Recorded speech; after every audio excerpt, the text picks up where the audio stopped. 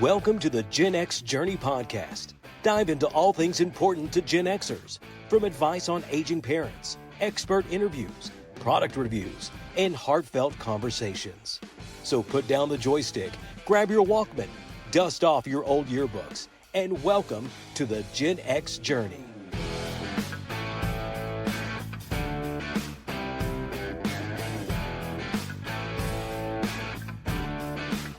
But I will tell you, the last three of this year are pretty stinking heavy hitters, if I would say so myself. Yeah. They're, So nice segue there, Keith. So number 3 is I see what I did there, and I didn't even mean to. Yeah. Look at you. Yeah.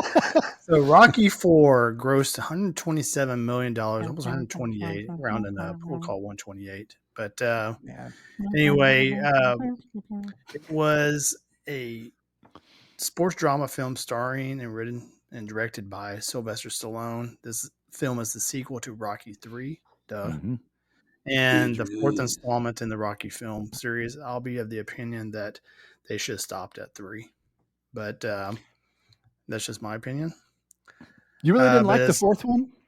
Yeah, I mean, I appreciated like the Cold War themes throughout it all, and U.S. versus Russia and all that stuff, but I don't know. I just didn't think the acting was very good. Like, Dolph. I must break you. Dolph Lundgren might be like the worst actor ever. Oh yeah, those were some of the best one-liners. Like, I must break you. I must break you. And then that is no man. That is a piece of iron. The guy dies in the opening part of the movie in America, and there's all sorts of U.S. versus Russia, and in the end we win. Man, that was good. I loved it. Good film. I think my favorite part of that film was how the Russian was training on all this high-tech stuff. Yeah. And they would flash to Sylvester Stallone doing low-tech stuff that was the equivalent of his high-tech stuff. I thought that was really cool how they did that. Just really, really neat how they kind of used some old-school comparisons to the technology.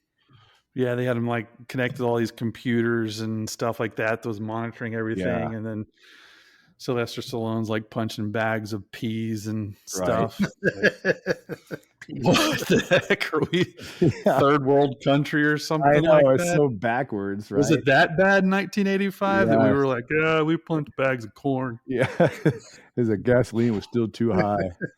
Yeah, you don't want to waste gasoline, I tell you that much now. Our Tandy computers weren't ready for those wires. Yeah.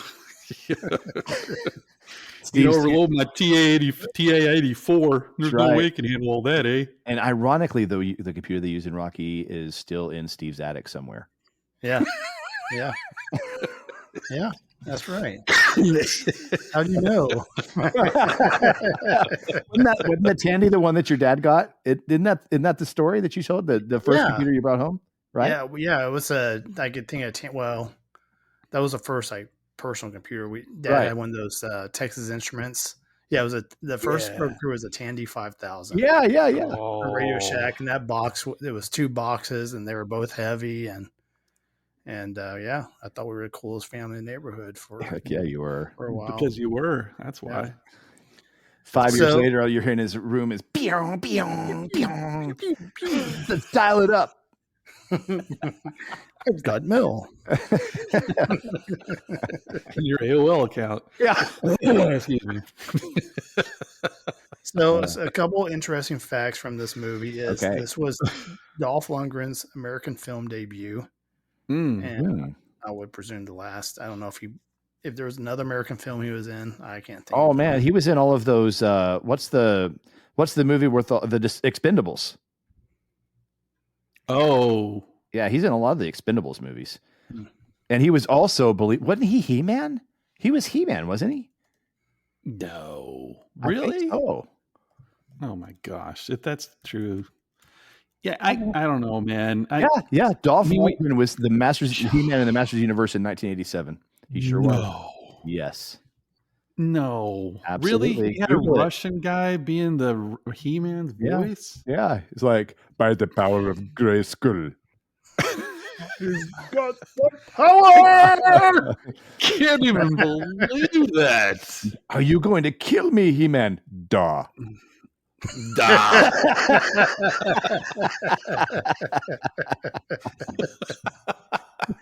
Da. Oh man. Now So, pass the vodka before I kill you from Grayskull. What's really funny is he's from Sweden, but it's more fun to make fun. yeah. Well, Play Russian, you're Russian the rest of your life. That's right. Forever. Hang that in your hat. It's been typecast as a Russian forever in my book. So two highly successful, well-known songs were spawned off by this movie. First one was "Burning Heart" by Survivor, and then "Living in America" by James Brown. Oh yeah. Living in America. Ow! Should I get in the hot tub? Will it make me wet? Yeah. Yeah.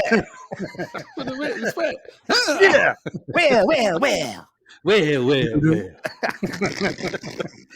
Hey, it's a good time to plug the Eddie Murphy deep dive. That's right. Episode. Yeah. Hey, nice. Booyah. Nice tie-in. Okay.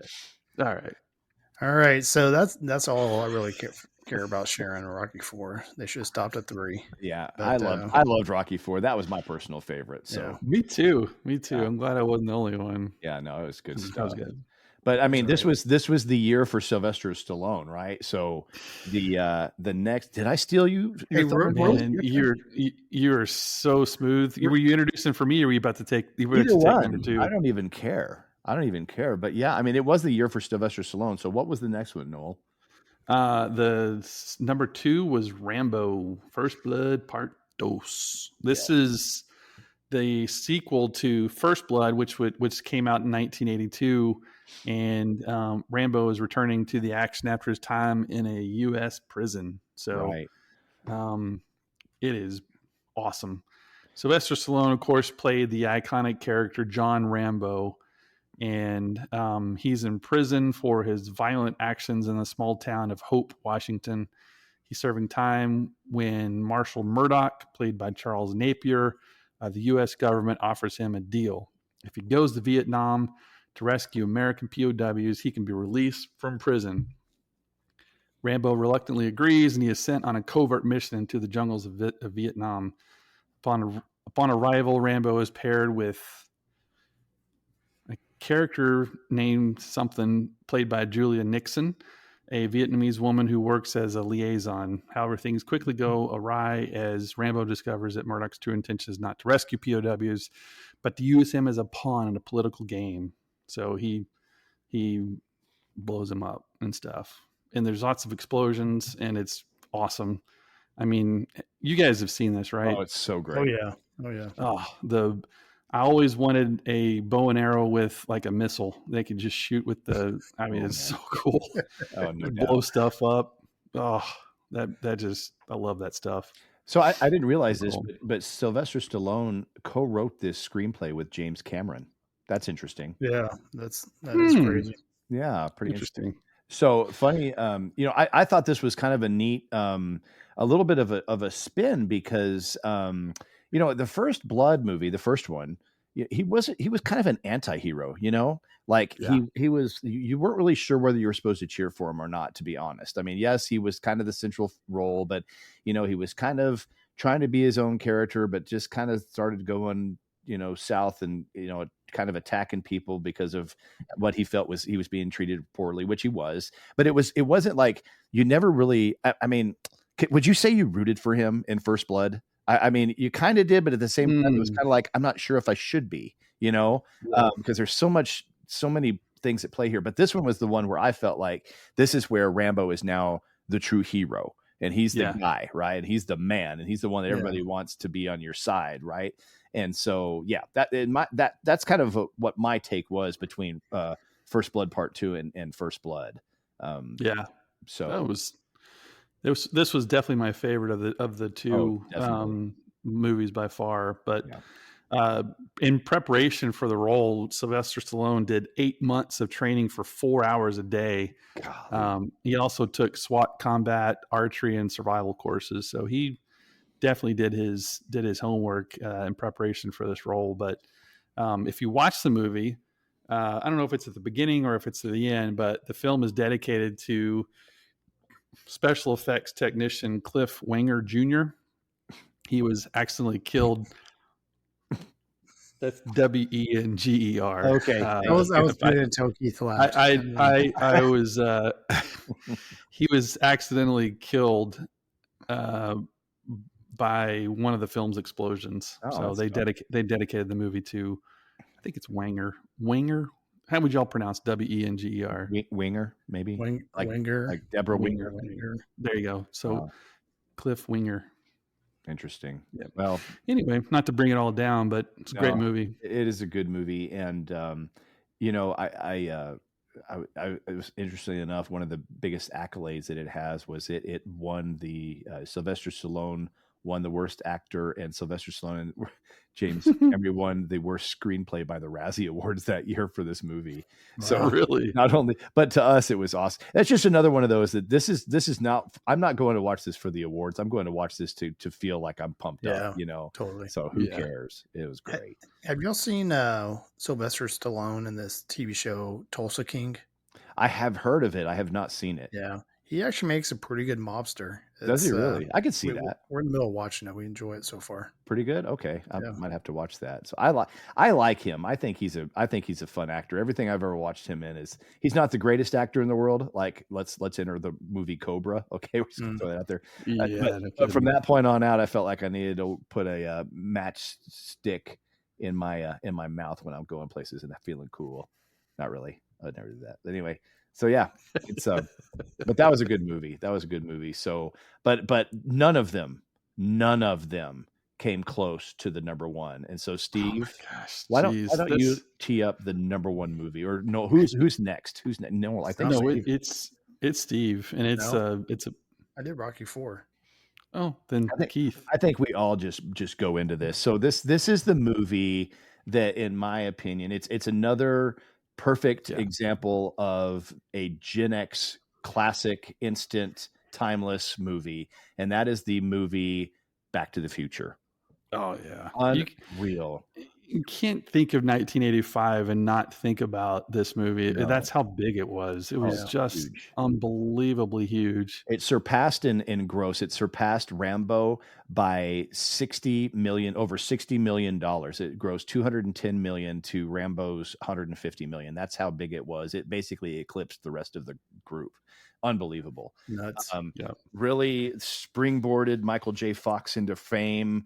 Ironically, I don't know if you all have watched the Michael J. Fox, the story of him I don't know if it's on Netflix or what it's on, but if you haven't, I highly suggest you watch this. But basically, in order to do this film, he was also on that television show, was it Family Ties? Family right? Ties, yeah. And in order to do this film, he was still contractually obligated to do Family Ties. So basically, he would be recording Family Ties during the day, and he would go and sleep in the car and sleep in a little thing like in a trailer until it was time for him to record Back to the Future, and did this day after day after day. So he would be recording Family Ties in the day and Back to the Future at night through the whole time that they were making this movie. And I'm like, you talk about burning midnight oil. And it kind of both ends. Crazy. But I tell you, roads where we're going, we don't need roads. So good. Great movie. It is. I tell you, and it's just it's a classic Spielberg movie that it's just, you've got Christopher Lloyd playing Doc, who I mean, ironically, he really wasn't anything famous since that television show Taxi, to my knowledge. But boy, did he make a new name and a legend for himself in this movie. So unreal. We did a thing about the soundtrack, didn't we? Then we do a thing about the Huey Lewis and News, and we did a little bit, but yeah. And I didn't mean, I said Spielberg, but this was actually Robert Zemeckis that wrote this and directed it. My apologies. Yeah. So, but tell more about the music, because that's significant. Yeah, there was a lot of people. Well, so I saw I watched a Netflix special about Huey and the News. I don't think it was a Netflix thing. It was something. It was on Paramount, maybe. Anyway, it doesn't matter. But he talked about the fact that the Steven Spielberg or Zemeckis, put out the thing that, hey, we need a theme song for this movie that's about going back to it's called Back to the Future. And they had a lot of people that, got the bid for it or whatever. And a lot of people they put in like I'm butchering this so bad. So if you guys can like kick this over the research department while I'm butchering it and actually get this factually correct, that'd be great. But there were a whole bunch of people that like put in for the song, or Huey Lewis and his group and stuff put something in, and it was like, anyway, they got it. The end. It was cool. Yeah. But yeah. I remember him talking about it, and I don't know if it was Professor of Rock or whatnot, but it was like they didn't want a song. They wanted a song that would be a great song to accompany it, but not to talk about the movie. He didn't think that making a song about the movie was going to be a hit, and so it was definitely something where the song itself was used, but it definitely was never meant to be the theme song of Back to the Future. It wasn't supposed to call it Back to the Future, say anything about it. It was just supposed to be a song in the background. Yeah, pretty interesting. Yeah, so, they wanted a song that would perfectly match the movie's energetic and upbeat tone. So they had at the time they had like I Want a New Drug and Heart of Rock and Roll, where like the Huey Lewis is like the new, like the big thing at the time. Mm-hmm. And but this really like set Huey Lewis and the news on fire. And of course he was in the movie, if you guys remember, during the gym scene whenever they're listening to the musical acts for the whatever the talent show. Yeah, the talent show. And it was him and his band that were the judges for the talent show. That's cool. I forgot about that. Yeah. He's the one with the megaphone and stuff, and it's pretty cool. But it's interesting. A little neat trivia about the development of the film. It was actually not opted to be greenlit. Even though this gentleman, Mr. Price, liked it, he didn't believe it would appeal because at the time, the most successful comedies while they were developing this was Animal House, Porky's, Fast Time at Ridgemont High. So they, the sexual and body elements of those really what he thought was what people were attracted to. And Back to the Future was too tame. But the interesting thing was it was rewritten and rejected about 40 different times, sometimes multiple times by the same studios. Unappealing concepts were unappealing to the contemporary rebellious youth. And also there were a bunch of other time travel films like The Final Countdown, which I loved, and The Time Bandits. And even Walt Disney turned it down because they considered Marty's fighting of his future mother's advances too risque for their brand. Interesting. So the only supporter, so this is where I keep coming into Spielberg, because he was the only supporter of the project. But with their previous collaborations, he considered relative failures. He was worried that another misstep would suggest they could get work only through being friends with Spielberg. So here's the interesting thing. We were talking about Jewel of the Nile. Well, Zemeckis, his first big hit was Romancing the Stone. And so that's basically what green-lighted him to return to Back to the Future and get this going. So he kind of held a grudge against the studios that rejected the project and turned to Spielberg, who had just set up his own production company, Amblin Entertainment, at Universal Studios. And that's the rest is history, you could say. Yep. Wow. Groovy. Yeah. So an interesting thing about not to derail from this Back to the Future discussion, but just sort of reading just the context of 1985 movies on Wikipedia, and 1985 is considered an unsuccessful one for film. So despite some of these great classics, despite a record number of film releases, many films fell to the box office and ticket sales were down 17% compared to 1984. So. And they say it was a lack of original concepts. I mean, there's a couple sequels that were on this list, and probably a few too many when you talk about Rocky. But that's my opinion. But it's interesting that it was considered a failure. Interesting. That's interesting. Okay, so I've got some trivia for you. Which of these guys were considered to be the star of Back to the Future? Was it John Cusack, Ben Stiller, Johnny Depp, Robert Downey Jr., or Charlie Sheen? Robert Downey Jr.? I think so. So here you go. All of them were considered. What? Really? John Cusack? John Cusack, C. Thomas Howell, Johnny Depp, Ralph Macchio, Charlie Sheen. Ironically, Charlie Sheen and John Cryer, who were 2.5 Men, Ben Stiller, Peter DeLuise, George Newbern, Robert Downey Jr., Matthew Modine, and Corey Hart. All of those guys were considered. Isn't that crazy? Wow. So they were looking for big names at the time, for sure. So I can't imagine anybody but Michael J. Fox being in that role. No way. And interesting sorry, go ahead. He was a pretty much unknown person, wasn't he? Like I don't remember him being a big star at the time. He was coming into fame with Family Ties, and right, and that's kind of yeah. But like no big movie titles to his name at that time. I think that was his first one, wasn't it? I really do. And his role in Family Ties was so different from that of Marty McFly too. Yeah. I mean, he was that. Forgot the character's name, but.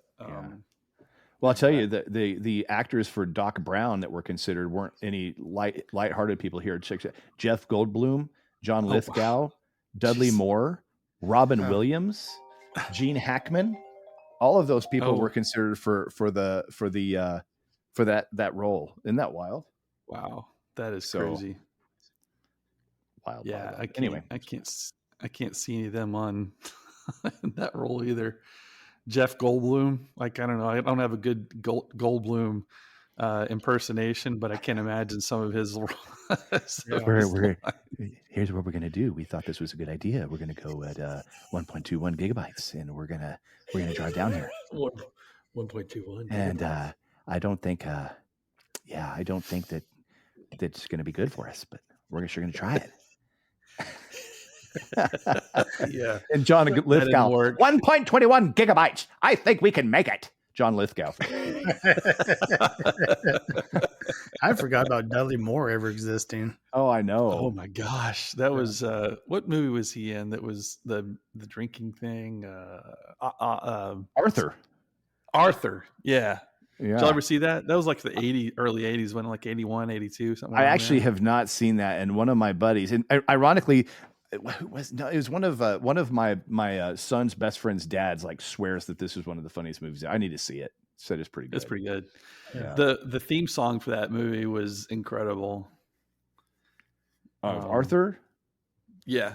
Oh yeah. You guys ever listen? Have you ever heard that? It's like something when you get lost in New York City or something like that. Yeah. Christopher Cross, right? Get lost in New York City. Yes. Golly, man, your memory.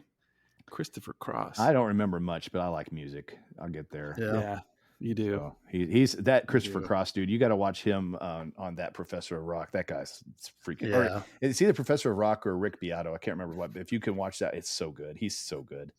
Well, they're both awesome. Yeah. Yeah. So pretty awesome. So the other day I was driving off of Is this North Tollway in Dallas, and there's this DeLorean. And so I pull up next to it. Is this a joke? No. Okay. No dad jokes. We don't do that anymore.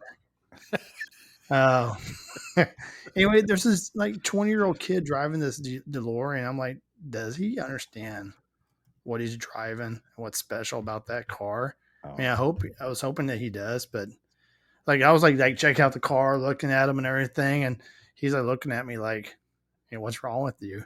Right. Like, this kid doesn't know that doesn't have a clue. Kick butt ride. So here's interesting trivia that it relates to us. So in the original Wayback Chronicles, the DeLorean was one of the first images that we were thinking about using for our icon, right? For our logo. Yep. Remember in that artist you got, Noel, that was one of the first things that we had a DeLorean on that highway. So pretty interesting. Yeah. So here's a dad joke from so ChatGPT is good for a lot of things. For jokes, not so much. So I'm about to tell you this joke because it sucks, and I just want you to know that there are limitations to AI. Okay. So with that in mind, here's ChatGPT's attempt at a dad joke with ties to 1985 movies. Okay. Why don't the characters from Back to the Future ever get lost? Because they always know how to drive the plot forward. I didn't tell you it was good. I warned you it's bad. So again, Chat GPT, great for a lot of things, but joke telling, that's horrible.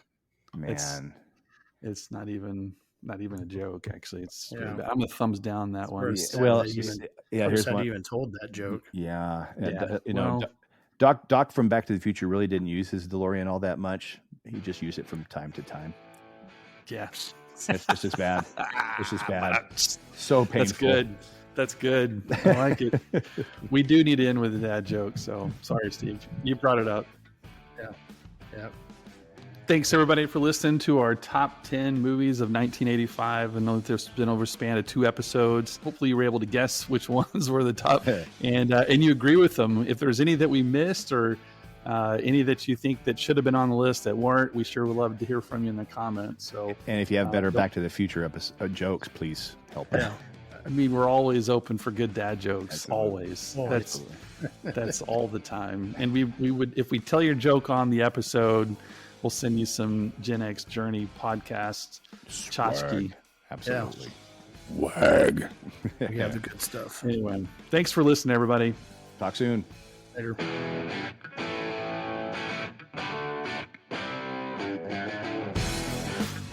The views, thoughts, and opinions expressed in the Gen X Journey podcast belong solely to the hosts and guests and do not necessarily represent the views or opinions of any entity they are associated with.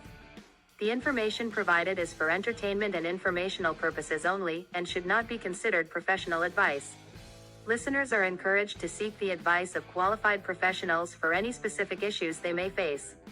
The creators and contributors of this podcast make no representations as to the accuracy, completeness, or validity of any information, and will not be liable for any errors, omissions, or any losses, injuries, or damages arising from its use.